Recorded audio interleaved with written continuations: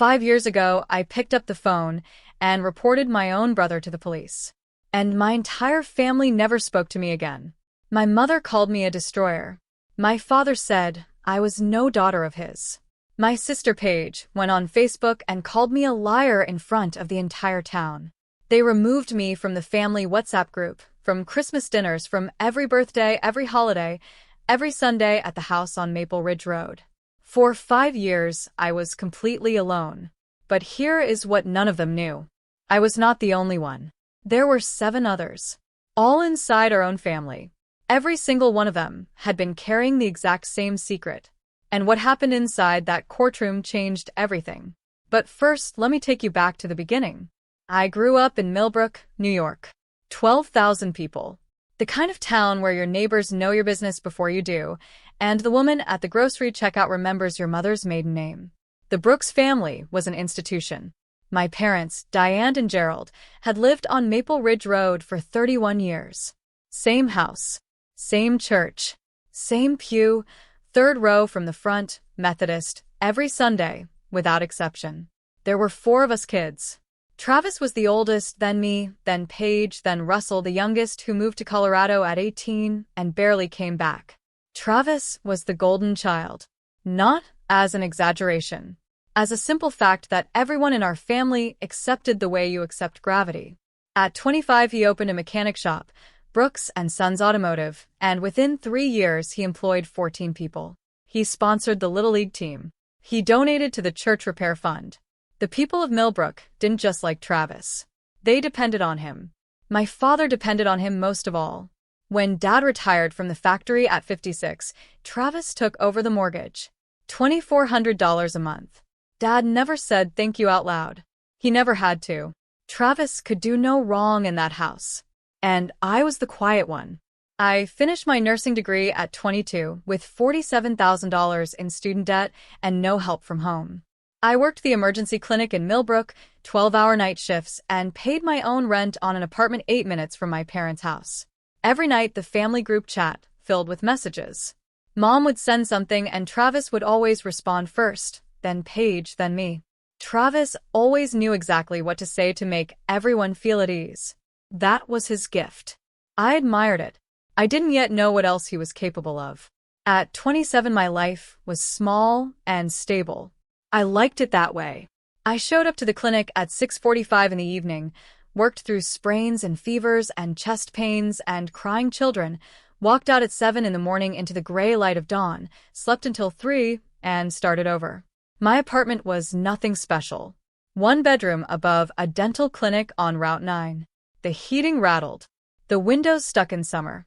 But it was mine. I paid for it. Nobody could take it from me. On the hook by the front door hung a red wool scarf my grandmother had knitted me when I was 10, the last Christmas before she passed. The red had faded to something closer to rust, and one end was starting to unravel. I never replaced it. That scarf was the only thing I owned that made me feel at home when home had stopped being a safe place. I still went to Sunday dinners. I sat in my usual chair, passed the bread, laughed at my father's jokes, helped my mother dry the dishes. Travis and I weren't close. We didn't fight. We didn't have much warmth either. We simply existed in the same orbit, 2 planets with different gravity. He ran the shop. I ran my shift. Different worlds. If you had asked me then who I was, I would have told you. I'm not the loudest person in the room. Never have been.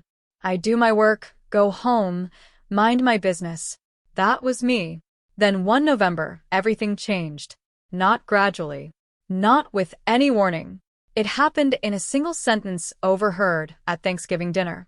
And after that there was no going back. Thanksgiving. My parents' kitchen. I was at the counter cutting pie when I heard Megan's voice coming from the hallway. Megan was 17. She was the daughter of my Uncle Russell, a quiet girl I only saw at holidays, always with headphones around her neck, always keeping to herself. She was talking to Paige. I wasn't trying to listen, but the kitchen was small, and Megan was crying, and certain words travel through walls no matter how thick you try to make them. Paige's voice came back low and sharp. Don't make this into a problem. Just don't be alone with him. The knife went still in my hand. Don't be alone with him. I set it down, dried my hands on the dish towel, walked into the hallway like I was heading to the bathroom. Paige saw me and went rigid. Megan wiped her face on her sleeve and moved the other way. After dinner, I found Megan on the back porch. She was sitting on the steps with her arms wrapped around herself, her breath making small clouds in the November cold. I sat beside her, without saying anything for a moment. Then I asked if she could talk to me. And she did. She told me everything. I drove home after that. I sat in my car in the parking lot below my apartment for 40 minutes with the engine off and both hands on the wheel. The light from the dental clinic below threw a yellow stripe across my dashboard. I looked at the hook through the window where my red scarf was hanging, and I thought about what Megan had just trusted me with. That scarf was the only warm thing in the whole building. The next morning, I called the Dutchess County Sheriff's Office. A detective named Erin Walsh met me at the station. She had a yellow legal pad and a calm, steady voice, and she wrote down everything I said. Every word. Then she looked up. This is going to be hard. Are you sure? I was sure. The investigation moved fast. Travis was questioned within 72 hours. And in those same 72 hours, my phone rang. It was 9:14 at night. I was putting on my uniform for my shift. My mother's name lit up the screen. I answered. Before I could say a word, Diane Brooks said the 6 words that would define the next 5 years of my life. You are destroying this family. Not, what happened? Not, are you okay? Just those 6 words, delivered flat and certain, like she had rehearsed them in the car on the way to the phone. I tried to explain. Mom, Megan told me herself. Megan is a teenager. Teenagers exaggerate. I pressed my back against the bathroom wall and closed my eyes. This isn't something a teenager invents. Travis has done nothing but good for this family, she said. Her voice was practiced, the voice of someone who had run through this speech before calling me. He pays your father's mortgage. He employs half the town.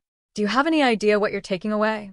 I started to say that I couldn't just stay silent, but she cut me through. You could have come to me first. You could have handled this privately.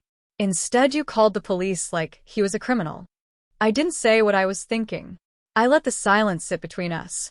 Then she gave me the ultimatum. Withdraw the report.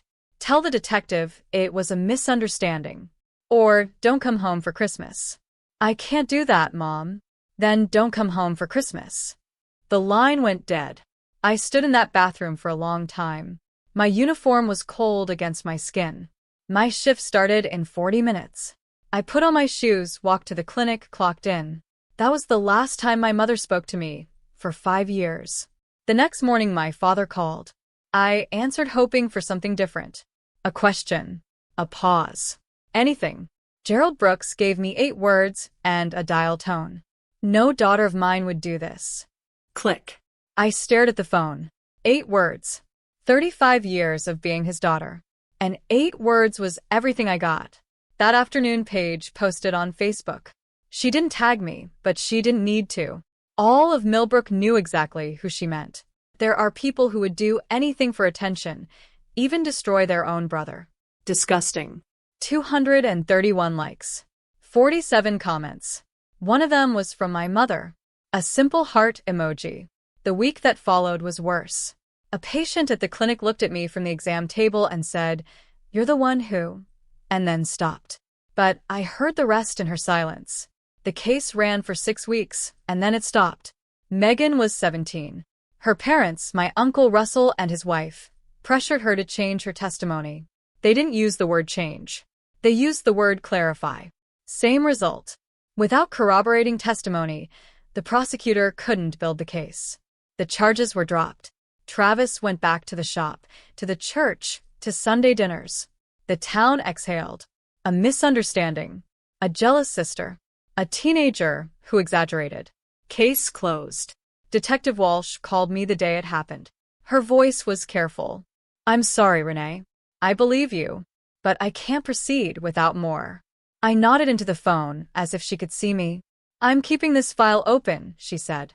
"If anything changes, I'll be here." That was December 2021. I didn't know it then, but a clock had just started running. The exile was surgical. First, the WhatsApp group.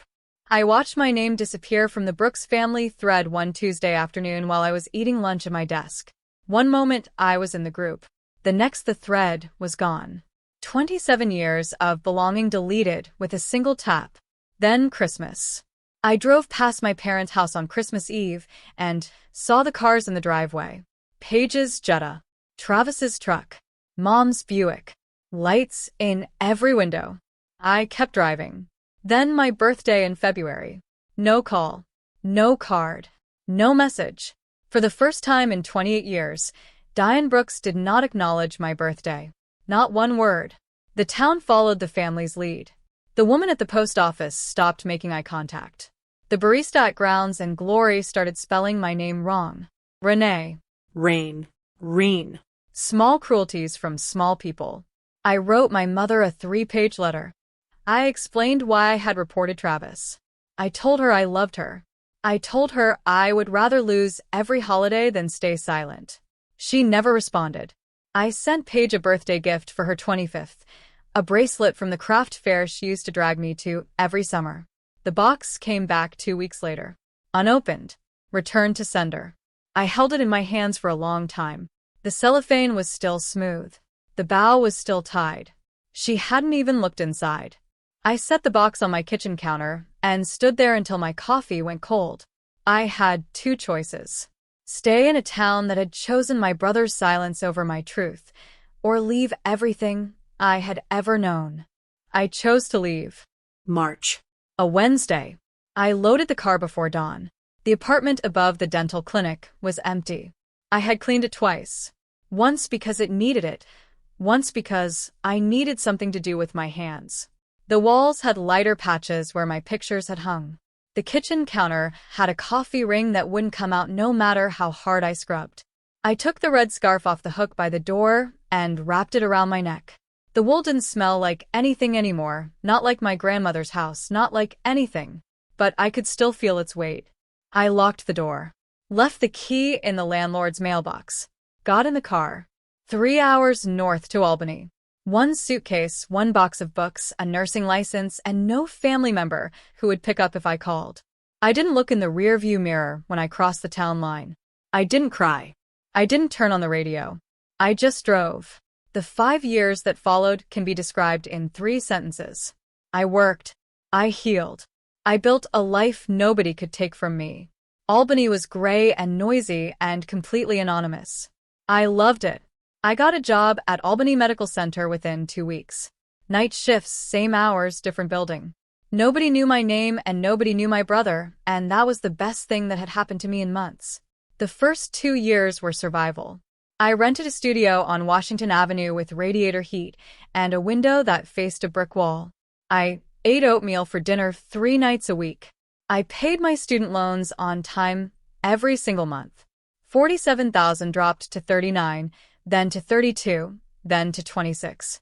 I started studying for my advanced practice nursing certification. Nights at the library. Weekends in the study room. Clinical placements at a free clinic in the South End. I passed on the first attempt. I started therapy every Tuesday at 5.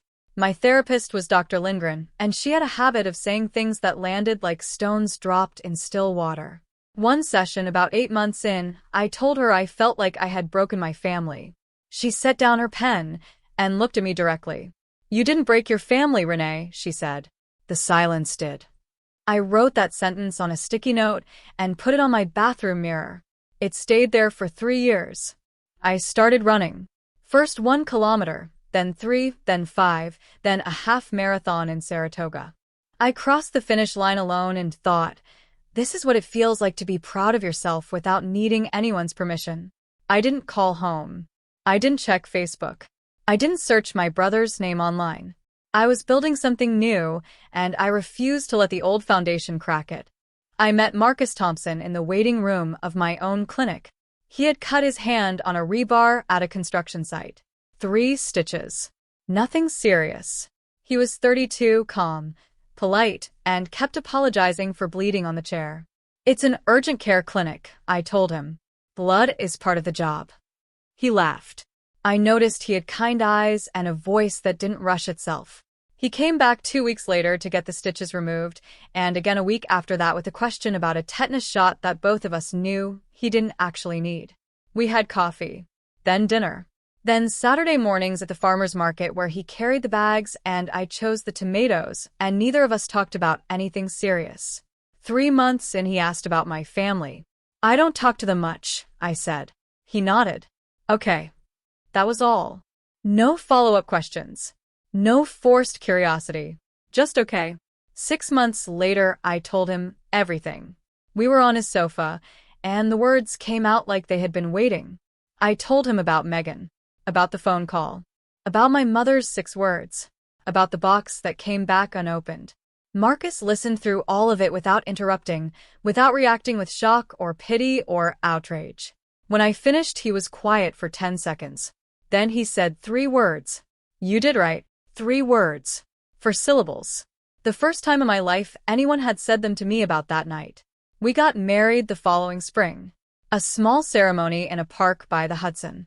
12 guests. His parents. His college friends.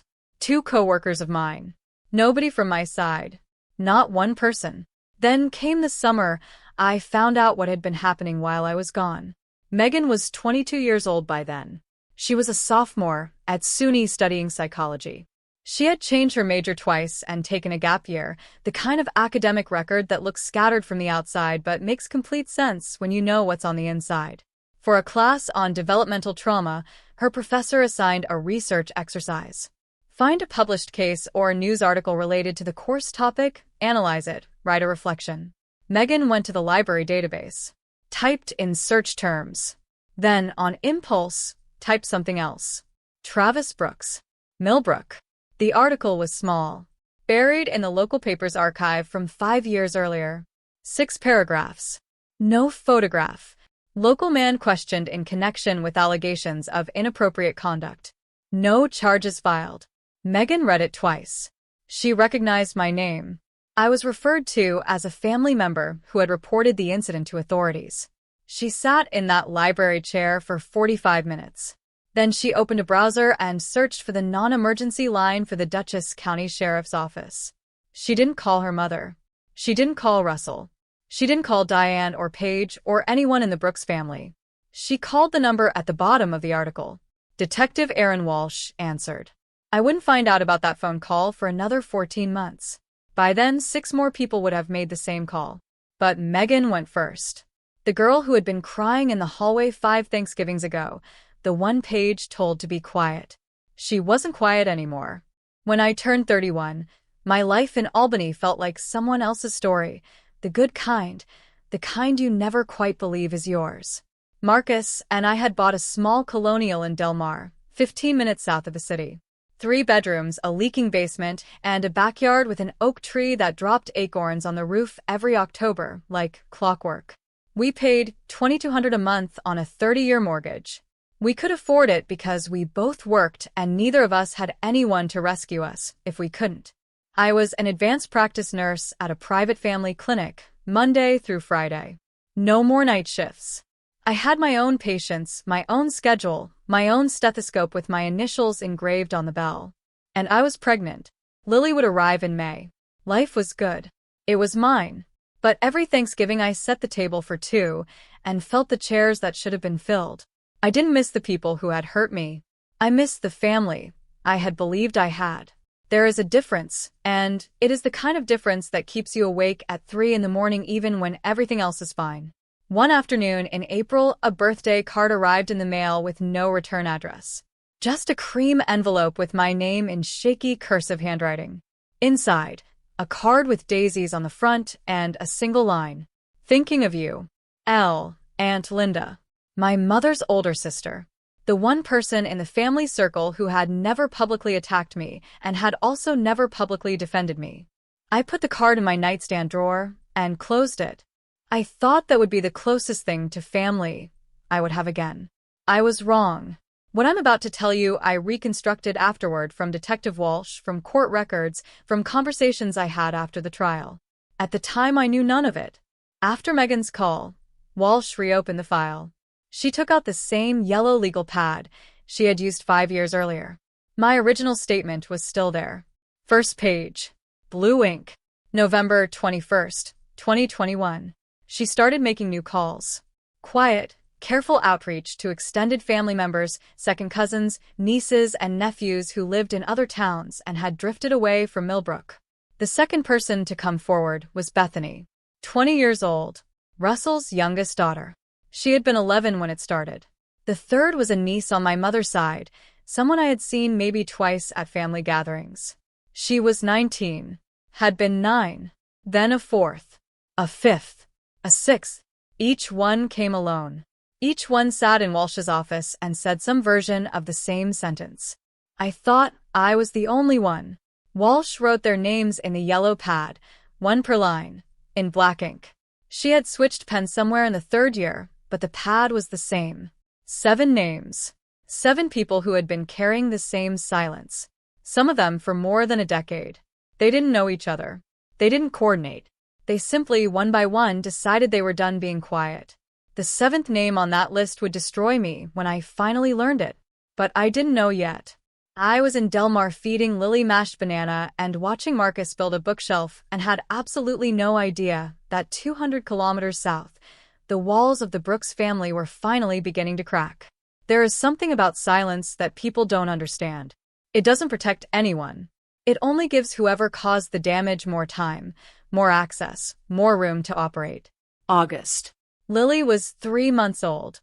I was sitting on the living room floor doing tummy time with her when Marcus brought in the mail. There's a thick one for you, he said. No return address. I recognized the handwriting before I opened it. Aunt Linda.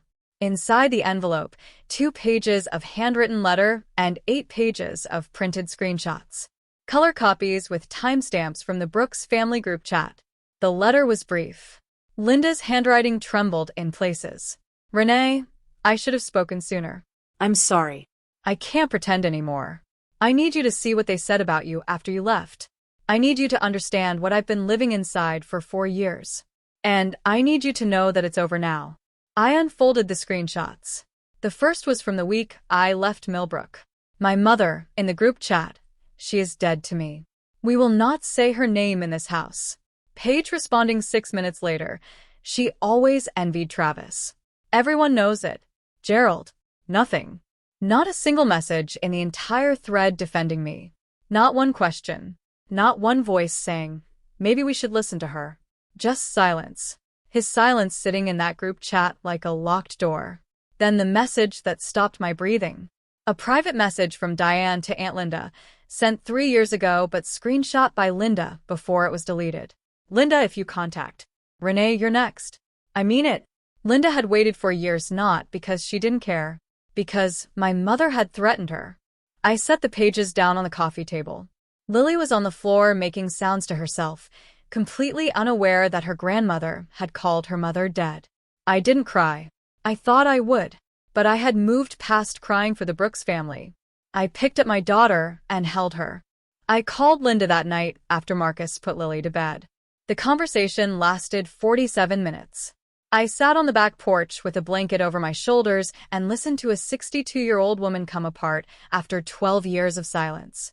Linda told me she had known since Travis was 23. A younger cousin, someone she barely remembered, had pulled her aside at a family barbecue and told her, whispering it beside the drink's cooler, begging her not to say anything. Linda had gone to Diane. One conversation at the kitchen table with the coffee going cold. Diane's response, you made that up. Let it go. Linda had let it go. Not because she believed Diane. Because Diane was her only sister, and Linda couldn't survive the thought of losing her. So she folded the truth into a small square and put it at the bottom of a drawer, the way you file a bill you can't pay, and hope it disappears. I've been carrying this for 12 years, Renee, Linda said, and her voice cracked on that number. 12 years. I pressed the phone against my ear. I could hear her breathing through the static. You were the brave one, she said. You were always the brave one, and I was too afraid to stand beside you. I didn't have the energy to be angry with Linda. She was another person my mother had silenced, another person given the same impossible choice. The truth or the family. She chose the family. I had chosen the truth, and it cost me everything. At the end of the call, Linda said, One more thing. There are others, Renee. I don't know how many, but there are others. I closed my eyes and pressed the phone against my cheek. I know, I said. I didn't fully know, but something in my chest had always known. That night after Linda hung up, I couldn't sleep. Marcus was breathing quietly beside me. The white noise machine in Lily's room hummed through the wall. The house was still. My mind was not. I got up and went to the closet. At the back, behind a box of maternity clothes I had been meaning to donate, was a smaller cardboard box with no label. I had taped it shut when we moved and never opened it since. Inside were my nursing diploma, a photo of Paige and me at the county fair when I was 12 and she was 9, a birthday card from my father with a $20 bill still tucked inside, and the red scarf.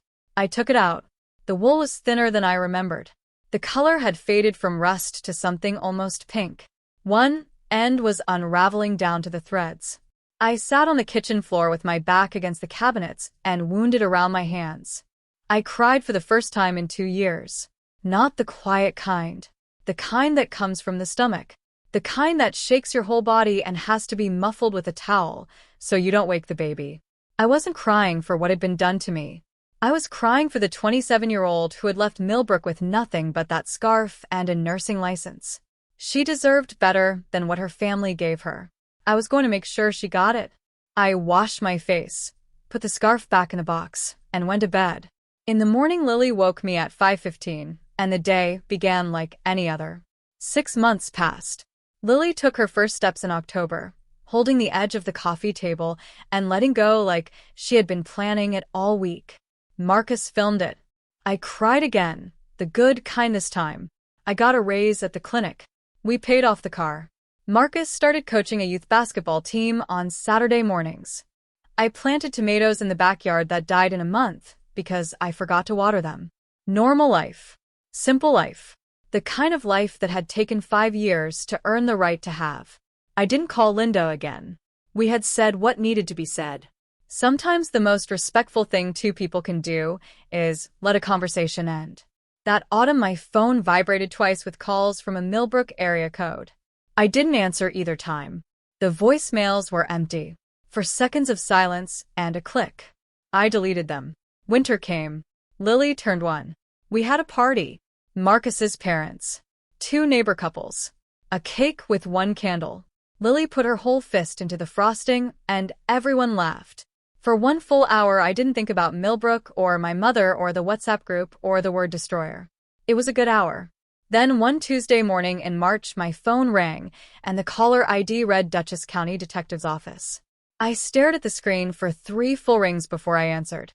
Renee, it's Detective Walsh. I sat down on the kitchen floor right there beside Lily's high chair, with a spoonful of yogurt still in my hand. I told you 5 years ago that I would call if anything changed, she said. Something has changed. My pulse was loud in my ears. Lily hit her tray and said, Mama, and I couldn't answer her. 7 people have come forward independently in the past 14 months, Walsh said. All family members. All reporting the same person. All consistent. 7. I pressed my free hand flat against the ceramic floor. I needed to feel something solid. The DA is convening a grand jury. We're going to trial, Renee. I opened my mouth. Nothing came out. I tried again. Who are they? I can't share the names yet, but I want you to know that your report from 5 years ago is what started all of this. Your name appears in every single one of their statements. You are the reason they came forward. I looked at Lily. She was licking yogurt off her fingers, completely unaware that the call I was holding had just split my life into a before and an after. I still have my notes from your case, Walsh said. Same yellow legal pad. I almost laughed. Almost. What do you need from me? I asked. Your testimony, she said. If you're willing. I watched Lily drop a piece of cracker on the floor and stare at it with genuine surprise, like gravity was a brand new concept. I'm willing, I said. I hung up, left the phone on the counter, stared at the ceiling for a long time. I didn't feel victorious. I didn't feel relief. I felt heavy, because 7 meant 7 childhoods, 7 silences. and I had only ever known about one. Marcus came home a while later. I was still at the kitchen table. Lily was napping. The yogurt on her high-chair tray had dried into a crust. He looked at my face and set his bag down slowly. "Walsh called," I said. 7 people came forward. "We're going to trial." Marcus pulled out a chair and sat across from me. He didn't speak for a moment. Then, 7. He put his hand on the table with the palm facing up. I put mine inside it. "This isn't a victory," I said. "It's 7 people who were hurt, and nobody stopped it. Including me. I reported once, and then I left." "You didn't leave. They pushed you out." "Maybe. But I could have fought harder. I could have stayed." He squeezed my hand. "You were 27 years old. You went to the police. Your entire family turned against you. Your own mother told you she'd cut you off. You did more than anyone else in that family was willing to do." I knew he was right, but knowing and feeling are 2 different things, and I was stuck somewhere in the middle. 3 weeks before the trial, I was unloading groceries from the car when I saw it. The pale blue Buick. My mother's car, parked on my street in Del Mar. 3 hours from Millbrook. She was standing on my front porch. She looked smaller than I remembered. Her hair was completely white. She was wearing a coat I didn't recognize. I left the grocery bags on the ground and walked up the steps. We stood less than a meter apart. "I'm your mother," she said. Her eyes were swollen. "Please don't do this to your brother. Don't do this to me. You drove 3 hours to ask me to protect the person who hurt 7 people in our own family," I said. I kept my voice low and even. 7, Mom. 7. They're lying. All of them. Travis would never. Then let the jury decide. She grabbed my wrist. Her fingers were cold. The same hand that had braided my hair, that had held mine in the church pew, that had pressed a cool cloth to my forehead when I had a fever as a child.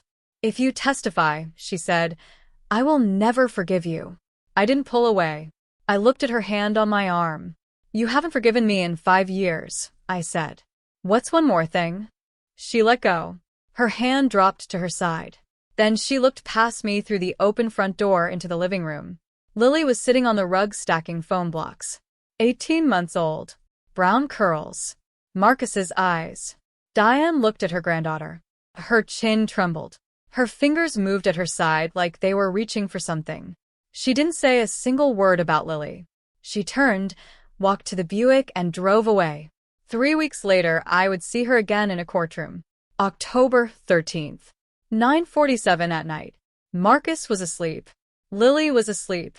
The house made its nighttime sounds, settling and shifting, the dishwasher finishing its last cycle. I sat at the kitchen table with an untouched glass of water and opened the nightstand drawer. Linda's letter. The screenshots. The birthday card with the daisies. The subpoena. All of them stacked on top of each other, like geological layers. Each one a different year of the worst chapter of my life. I went to the closet and took out the red scarf. I folded it into a neat rectangle and put it in my bag. I didn't need armor. I didn't need weapons. I only needed the truth and a scarf my grandmother had knitted me when I was 10 years old. Marcus was up at 5. He didn't ask if I was ready. He made coffee, poured 2 cups, left mine on the counter. I picked it up. We stood in the kitchen in the gray pre-dawn light and drank without talking because there was nothing left to say that 5 years of being each other's person hadn't already covered. At 6:30, we dropped Lily at Marcus's parents' house. She waved at us from the window. "Bye, Mama." I waved back, smiled. Then I got in the car and drove south toward Poughkeepsie. Dutchess County Courthouse. Gray stone facade. October sky. 9 in the morning. The parking lot was full, and I counted license plates from 4 different counties. Marcus found a spot on a side street 2 blocks away, and we came in through the back entrance because the prosecutor, Claire Novak, had told me to avoid the front steps. "Local case," she had said. "Big implications. Local media is interested." The courtroom held 80 people. There were more than 120 inside, and a line at the door. The sheriff's deputies had brought extra chairs along the back wall. I walked in and felt the division immediately. Left side, Marcus and me, Claire Novak, Walsh in a dark navy blazer with her yellow legal pad on her knee. The 7 witnesses were in a separate room. They would be brought in one at a time. Right side. The Brooks family. Diane in black, her rosary in her lap. Gerald in a jacket that was too big for him, he had lost weight. Paige in the row behind them, arms crossed, jaw tight, eyes red but not crying. She was watching me. Travis came in through a side door, the orange jumpsuit exchanged for a blue shirt and khaki pants, his lawyer's choice. He looked thinner, smaller. The last time I had seen my brother was 5 years ago at that Thanksgiving table, carving the turkey with one hand and resting the other on the back of my father's chair like he owned the entire room. He did not own this room. I sat down. Marcus took my hand. I adjusted the red scarf around my neck and looked forward. The judge entered. The room stood. It began. The prosecution calls Renée Brooks. I stood, straightened my blouse, walked to the witness stand. The room was so quiet I could hear the fluorescent tubes humming above the jury box. 12 faces. 6 women, 6 men. All watching. Claire approached. Miss Brooks, can you tell us what happened on November 21st, 2021? And I told them. I told them about Thanksgiving dinner, about Megan crying in the hallway, about Paige's voice low and sharp, don't be alone with him, about sitting on the back porch steps with a 17-year-old girl who trusted me enough to tell me the truth, about the call I made the next morning, about Detective Walsh and the yellow legal pad, and the words she said. I told them about the 6 words my mother said to me afterward, about the charges being dropped, about my name disappearing from the family WhatsApp group on a Tuesday afternoon at lunch, about the birthday that came and went without a single message, about the box that came back unopened, about driving north to Albany alone with 1 suitcase and a red wool scarf. And what happened after you filed the report? Claire asked. My family cut me off, I said. My mother stopped speaking to me. My father disowned me. My sister called me a liar on Facebook. The case was dismissed. I moved to Albany and started over. Did you have any contact with the other 7 witnesses before they came forward? None. Did you encourage, instruct, or coordinate with any of them? No. I didn't know they existed until Detective Walsh called me 14 months ago. The defense attorney rose for a cross-examination. Miss Brooks, isn't it true that you hold a personal grudge against your brother? I looked at him. Then I looked at Travis. Then I looked at the jury. I don't hold a grudge against anyone in this room, I said. I reported what I knew. That is all I have ever done. On the right side of the room, my mother was crying. My father was holding her hand and staring at the floor. Paige sat completely still. I stepped down from the stand. For the first time in 5 years, someone had listened to me. They came in one by one. Megan, 22. Walked to the witness stand with her chin up and her hands clasped in front of her like she was bracing for a wave. She answered every question clearly. Her voice broke twice. She never stopped. When she finished, she looked at me once and nodded. One small, deliberate movement downward. Then she walked past. Bethany, 20, smaller, quieter, cried for most of her testimony but never asked to stop. When the defense attorney pressed her on a timeline detail, she corrected him with the exact date. She had kept a diary. Then the third, a cousin I hadn't seen since she was 9. She was 19 now and taller than me. She spoke so quietly the judge asked her to repeat herself twice. Each time she spoke louder. Then the 4th, the 5th, the 6th. I won't describe their stories here. What each of them brought to that stand was private, and it belongs to them. What I will say is this. Each one walked up. Each one said her name. Each one told the truth.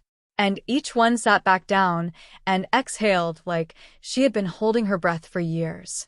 Detective Walsh took the stand after the 6th witness. She opened her yellow legal pad, the same one from 5 years ago, the same one from Megan's call 14 months earlier, and walked the jury through the investigation. I have worked on this case for 5 years, she said. 7 victims. All came forward independently. None knew about the others until this trial. The room was quiet. Not the uncomfortable kind. The heavy kind. The kind you feel in your chest. I sat in my seat and counted. 7 people. 7 childhoods, the silence of a family, and a detective who never closed the file. After the 6th witness stepped down, something broke on the right side of the room. Diane got to her feet. The deputy moved toward her, but she wasn't heading for the door. She was looking at the judge. "This isn't fair." Her voice was high and torn. "My son is a good man. They are all lying. Every single one of them." The judge's gavel came down hard. "Ma'am, sit down or you will be removed from this courtroom." Gerald grabbed her arm and pushed her back into her seat. She collapsed against him, shaking. The rosary beads rattled in her trembling hands. Then she said it again, lower, against his shoulder. "I did what I thought was best for my family. I watched her from across the aisle. This woman who had braided my hair, who had taught me to make pie crust, who had stood in her kitchen 5 years ago and told me I was tearing down everything she had built. She had been right about one thing. The family was in pieces. But not because of me. It was in pieces because of every Sunday dinner where the truth was seated at the table and nobody acknowledged it. Every group chat message that chose the comfortable lie. Every not now and every let it go, and every door closed on a girl who needed it open. My mother didn't destroy the family by protecting Travis. She destroyed it because she believed protecting Travis was the same thing as protecting the family. It was not." The prosecutor stood. The room steadied. And then she said the words that changed everything. "The prosecution calls Paige Brooks." The air left the room. Diane's head snapped around. Gerald closed his eyes. Travis at the defense table went completely still. Paige rose from the row behind her parents. Her legs were unsteady. She gripped the back of the bench in front of her, then let go, and walked toward the witness stand. They swore her in. She sat. Her hands were pressed flat on her knees, pushing down hard, like she was trying to keep herself from floating away. She looked at me, and for the first time in 5 years, I saw my sister. Not the person who had posted on Facebook. Not the voice that had called me a liar. Not the hands that had sent back the birthday gift. My sister.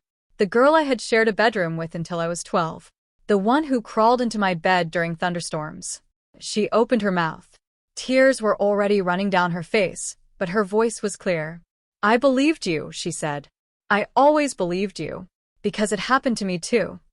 The room did not gasp. It simply stopped. Every sound, every breath, every rustle of paper. As if the entire courtroom had been submerged underwater. Diane made a small sound. Not a word. Just a sound. The sound a person makes when something they've been carrying for 30 years finally falls. Paige spoke for 3 minutes. Then she looked at me again. "I called you a liar because if you were telling the truth, then I had to tell the truth too. And I wasn't ready." I cried for the first time in that courtroom. Marcus held my hand so tightly, I could feel his pulse in my palm. 5 years of silence. 1 sentence. And the whole room felt it. The jury deliberated for 4 hours and 11 minutes. We waited in the hallway. Marcus sat beside me on a wooden bench while I stared at the scuff marks on the linoleum floor. Walsh stood by the window with her arms crossed, watching the parking lot like she was guarding the building from the outside. At 3:22 in the afternoon, the deputy appeared. "Are you ready?" We went back in. The room was just as full as before. Nobody had left. The jury forewoman stood. She was a woman of about 50, with reading glasses on a chain around her neck. She unfolded the paper. On count 1, guilty. Diane gripped Gerald's arm. On count 2, guilty. The forewoman read all 11 counts. Guilty on 9. Not guilty on 2. Technicalities in the timeline that the defense had exploited. Out of 11. More than enough. Travis sat still at the defense table while the verdict was read. He didn't turn around. Didn't look at his mother. Didn't look at me. When the deputy approached, he extended his wrists without being asked. They took him out through the side door, the same one he had entered that morning in his blue shirt and khaki pants. He didn't look back. Diane did not stand. Gerald tried to help her, but she shook her head. Paige was sitting 2 rows behind, her arms wrapped around herself. Outside, Walsh came over to me. Her legal pad was under her arm. "You started this, Renée. 5 years ago. You started this." I shook my head. Megan started it, I said. Bethany started it. All of them did. I just opened the door. Marcus put his arm around me. I leaned into him. Let's go home, I said. Travis was sentenced to 18 years with no possibility of parole for 12. Brooks and Sons Automotive closed permanently. The building on Main Street sat empty for 6 months before a woman from Kingston bought it and converted it into a physical therapy clinic. That felt right to me. Healing in the same space that had been built on silence. Gerald sold the house on Maple Ridge Road. Without Travis covering the mortgage, he couldn't keep it. $2,400 a month on a retirement pension. The numbers never worked. He moved into a one-bedroom apartment above the hardware store. People said he ate dinner alone at the town diner most nights. Diane left Millbrook. She went to stay with a cousin in Scranton. Not Linda. Linda had cut ties with her sister after the trial. 12 years of carrying someone else's secret does that to a person. Paige called me 2 weeks after the verdict. The conversation lasted 6 minutes. She didn't apologize. She wasn't ready for that yet, and I didn't need her to be. I'm starting therapy, she said. Good, I said. That was all. 6 minutes and 2 sentences that mattered. It was enough. Megan graduated that spring with a degree in social work. I sent her a card. She sent one back. On the inside, she had written 4 words. Thank you for going first. Millbrook didn't talk much about the Brooks family after that. But the Methodist Church quietly created a support fund. Anonymous donations. Anonymous access. A small change. The kind that doesn't make the papers, but transforms a town one conversation at a time. I never went back to Millbrook. I didn't need to. My home was in Del Mar with Marcus and Lily, and a backyard full of dead tomato plants and a life built from nothing but honesty and enough stubbornness to refuse to disappear. People ask me sometimes whether I regret reporting my brother. I don't regret having to do it. I regret that 7 other people carried the same secret because my family taught them that silence was loyalty. But silence is not loyalty. Silence is complicity. And I would rather be alone and honest than surrounded by people who need me to lie so they can sleep at night. Forgiveness is something I'm still working on. But reconciliation is a different conversation. One I don't owe to anyone.